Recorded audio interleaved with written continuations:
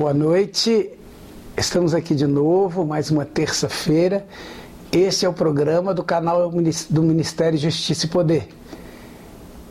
Este ministério foi um ministério que foi criado há aproximadamente uns 10 anos atrás, com um objetivo específico, de levarmos cursos, treinamentos, ensino nas igrejas, ou diretamente através para as pessoas, ou através das redes sociais.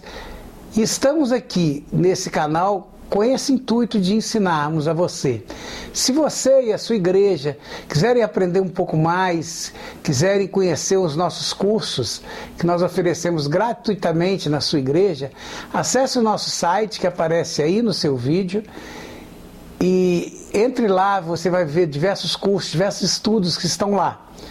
E participe também do nosso canal aqui no YouTube, e se inscreva no nosso canal, deixe o seu like, envie sua pergunta e nós teremos o prazer de respondê-la. Se você quiser nos enviar sua pergunta, isso pode ser feito através do próprio comentário do canal, ou se você quiser mandar através do nosso e-mail que aparece aí na sua tela. Nós teremos o máximo prazer de estar te respondendo e estar te ajudando na sua dúvida. Vamos à pergunta de hoje? A primeira pergunta é do pastor Wesley Barbosa. Explique a parábola do mordomo infiel. Tá, essa parábola Jesus conta essa parábola falando de uma pessoa que era um servo, cuidava, administrava os bens do seu senhor e fazia isso de forma negligente. Quando o seu senhor descobriu alguns erros, erros que ele vinha cometendo, ia demiti-lo, o que ele fez? Ele procurou pessoas que deviam alguma coisa para o senhor dele e diminuiu essa dívida. De tal maneira que no momento em que ele fosse demitido, ele teria pessoas que gostavam dele e que iam acolhê-lo.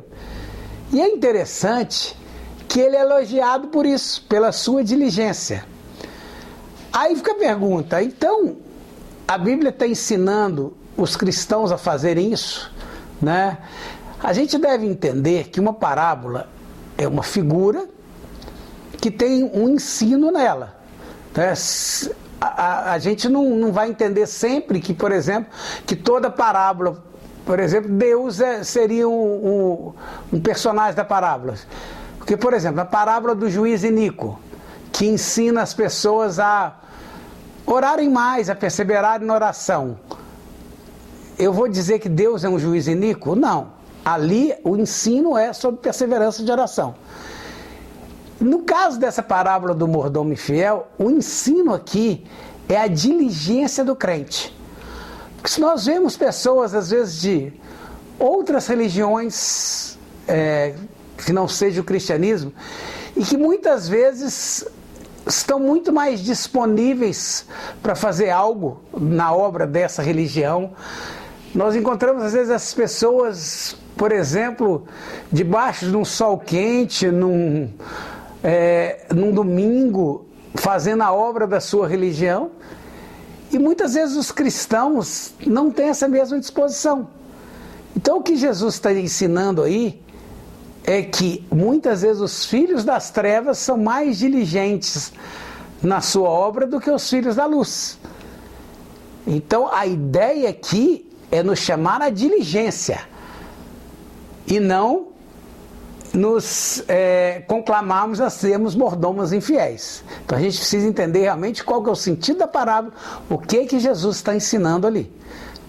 A próxima pergunta? Segunda pergunta é do Almir Torres. No Salmo 51, Davi ora a Deus: não retire de mim o seu Espírito.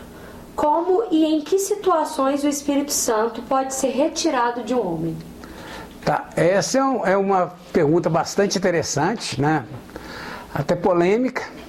Ela vai voltar àquela questão que nós já discutimos algumas vezes aqui, né?